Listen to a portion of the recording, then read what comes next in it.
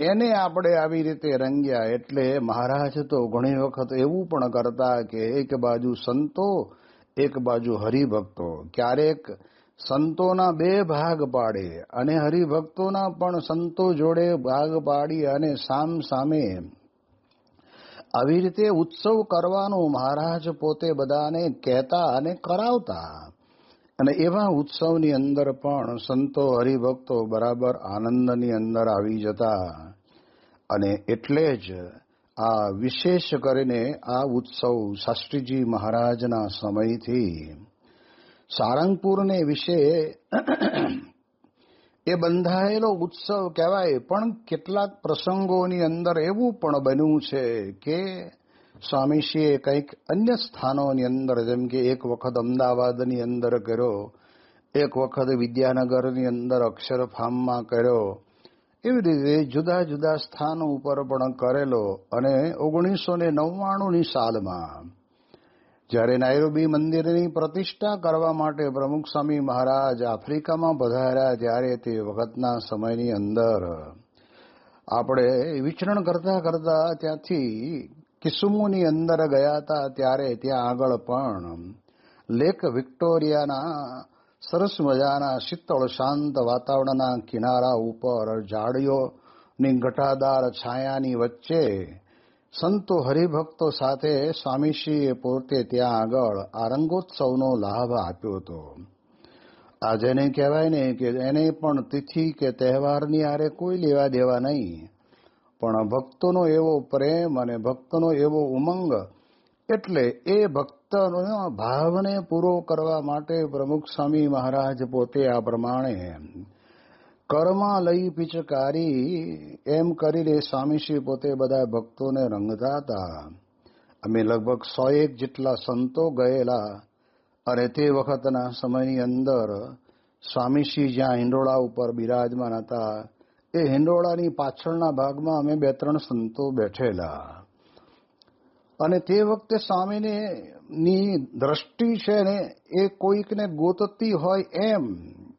તે વખતના સમયની અંદર સ્વામી ગોતતા ગોતતા બધાએ સંતોને તો ખૂબ સારી રીતે રંગ્યા, પણ એની અંદર સદભાગ્યે મને ગોતતા હોય એવું લાગ્યું. અને જ્યાં પાછળ દ્રષ્ટિ કરી ત્યાં તો કહે છે ને કે 90 ડિગ્રી ફરીને સ્વામીએ સીધી જ ડાયરેક્ટ મારા ઉપર જ પિચકારીનો એ રંગ છંટકાવ એવો કર્યો ને કે આખા કપડાં બધાય ભીના ભીના થઈ ગયા. અને સ્વામીશ્રી પણ તે વખતે રંગીને અતિ આનંદમાં હતા. હવે આપણે જાણીએ તો કે આ એક સ્મૃતિ પણ ચિરંકાલ કાયમ માટે આ પ્રમાણે મને મારા જીવનની અંદર રહી છે. 2005ની સાલમાં પણ જ્યારે પ્રમુખ સ્વામી મહારાજ પોતે સારંગપુરની અંદર ફૂલડોલનો ઉત્સવ કરતા હતા, ત્યારે બાપાએ એ જ દિવસની અંદર કહેવાય છે કે સ્વામીશ્રીએ પોતે મળવું, દર્શન, વાતો, પ્રસાદ આ બધી પ્રકારે નો લાભ પણ આપેલો. ત્યાં થાંભલાની બાજુમાં હું બેઠો હતો અને ત્યારે બેઠા બેઠા બધાના ઉપર સ્વામી જે રંગની પિચકારી એ બરાબરની જમાવતા હતા ને, એ જોતા જોતા હું દર્શન કરતો હતો. પણ અંતર્યામી સત્પુરુષ તો મને જોઈ ગયા કે આ એક બાકી રહી જાય છે. એટલે ત્યાં થાંભલા પાસે એટલી બધી પિચકારીને વળાંક આપીને જ્યાં બેઠો હતો ને ત્યાં જ આખે આખો ભીનો કરી દીધો. ત્યારે આપણને આ બધા પ્રસંગોની જ્યારે સ્મૃતિ થાય ત્યારે પ્રમુખ સ્વામી મહારાજ પોતે અને સંગીતના 150 રાગ આવડે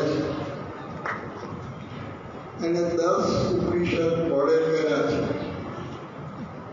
અને અત્યારે એમએ કર્યા છે.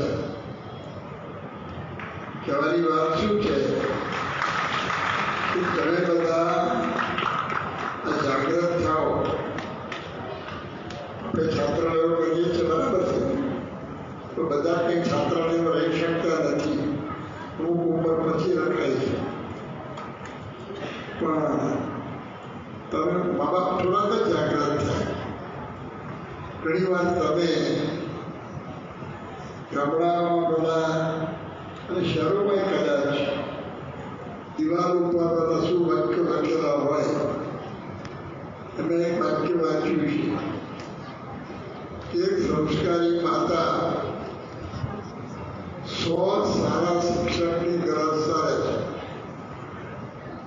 વિચારવાની જરૂરિયાત છે.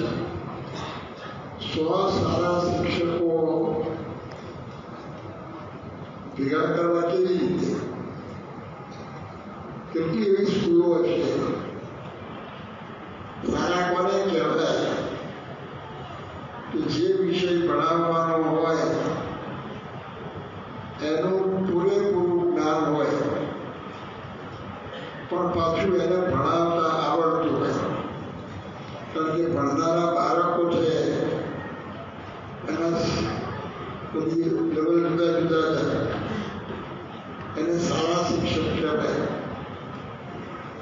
તો એક સંસ્કારી માતા કલાઓ લખેલું હતું, પણ મનુસ્મૃતિમાં એવું લખ્યું છે કે એક સંસ્કારી માતા 10 લાખ સારા શિક્ષકનું કાર્ય કરી શકે. આપણી જાણવાની જરૂર એટલે બધા કંઈ છાત્રાલયમાં નથી આવતા, પણ તમારું ઘર પણ છાત્રાલય જ છે અને તમે છાત્રાલયના સંચાલક છો. એટલે પછી તમે તૈયાર થઈને અહીં આવે તો કેટલા કાર્ય થાય. આપણે ત્યાં આવા સંતો રહે છે. આજે આવા સંતો ક્યાંથી લાવશો? તમારા અહીંયા કોઠારી બ્રહ્મજી સ્વામી, હવે એના માતા પિતાના એકને એક છે અને એ નાના હતા ત્યાં એના પિતાશ્રી ધામમાં ગયેલા છે. એકના એક છે. એના માતુશ્રીએ એમને આ ત્યાગી થવા માટે રજા આપી. અને આપ સૌ જાણો છો કે આ સંતોને નયા પૈસાનો પગાર નથી. એને 2 જોડી કપડાં છે. કદાચ કે લાંબી મુસાફરી હોય તો 3 જોડી હોય. કોઈની પાસે દાગીનો છે, પિત્તળની વીંટી પણ છે, કોઈની પાસે નવો પૈસો છે. સામાન્ય રીતે આજે બધા ભણતા હોય છે તો નોકરી કરતા હોય છે, તો અઠવાડિયામાં 6 દિવસ ભણવાનું હોય, 1 દિવસ રજા હોય. નોકરી કરતા હોય એમાં પણ ઘણી વાર 6 દિવસ રજા હોય, 1 દિવસ 6 દિવસ કામ કરવાનું હોય, 1 દિવસ રજા હોય. પરદેશમાં તો 5 દિવસ નોકરી હોય, 2 દિવસ રજા હોય. આ સંતોને કોઈ રજા નથી.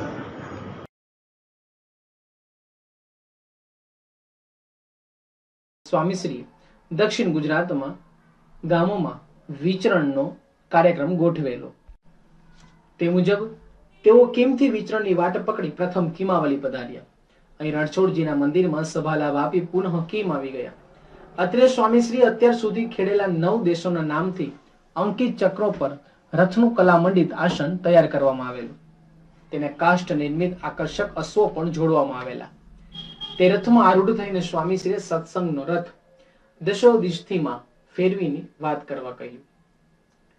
ભગવાન ભજવામાં કંઈ ખોટ છે જ નહીં. આપણે જેટલો સત્સંગ કરાવીશું તેટલો આપણને લાભ મળશે જ. કોઈ ન હોય તો થાંભલાને વાત કરવી. જે જીવજંતુ સાંભળશે તેનું કલ્યાણ થશે. શાસ્ત્રીજી મહારાજ, યોગીજી મહારાજે એવો આગ્રહ રાખ્યો તો સત્સંગ પ્રવર્ત્યો. વ્યવહાર માર્ગ કંઈ કઠણ નથી. નાના છોકરાને પૂછે સાધુ થવું છે તો ના કહેશે, પણ પૂછે પરણવું છે તો હા. આ કોણે શીખવાડ્યું? આ સંસ્કારો અનાદિથી પડેલા છે. દરેકને બોલાવીને રવિવારની સભામાં લાવવા.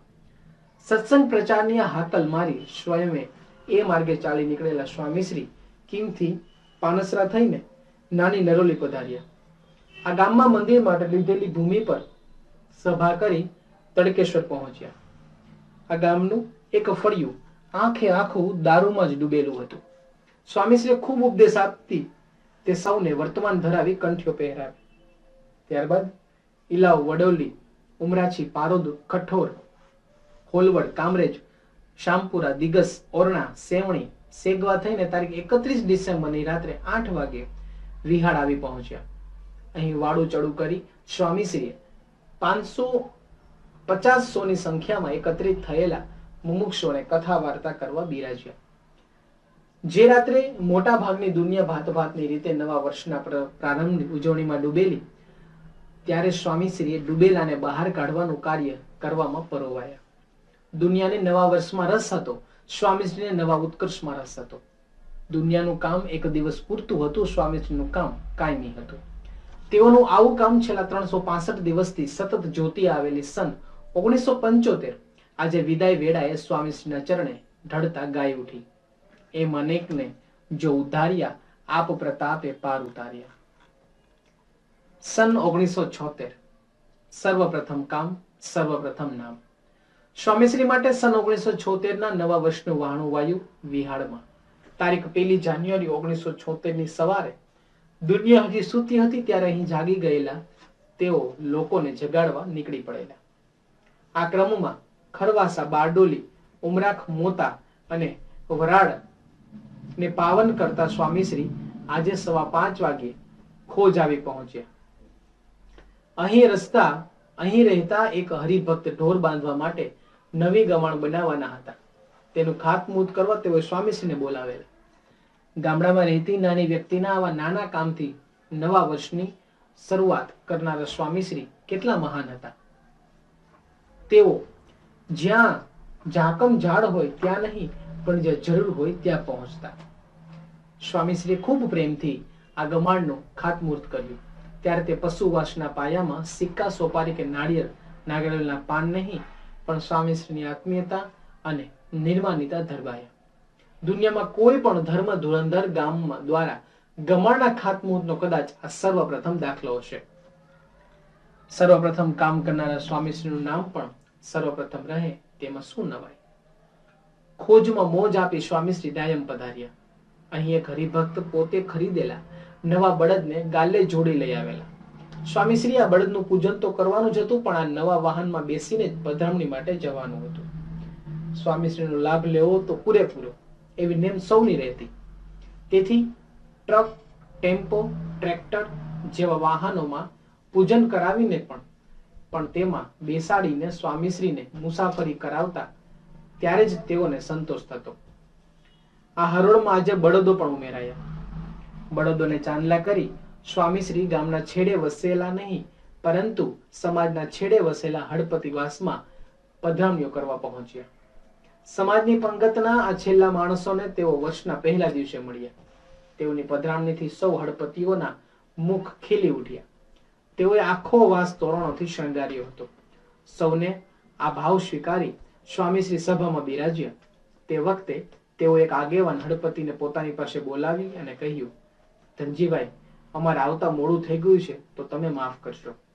આ સાંભળી તો હળપતિ તો સ્તબ્ધ જ થઈ ગઈ. તેની ઓછી સમજ પણ એટલું તો જરૂર નક્કી કરી શકી કે વગર વાક્ય ભર સભામાં મારા જેવા ગરીબ વ્યક્તિની માફી માંગનાર સ્વામીશ્રીનું વ્યક્તિત્વ એ સંત શાણા શુભ ગુણે જેમાં અશુભ ગુણ નહીં એક જેવું છે.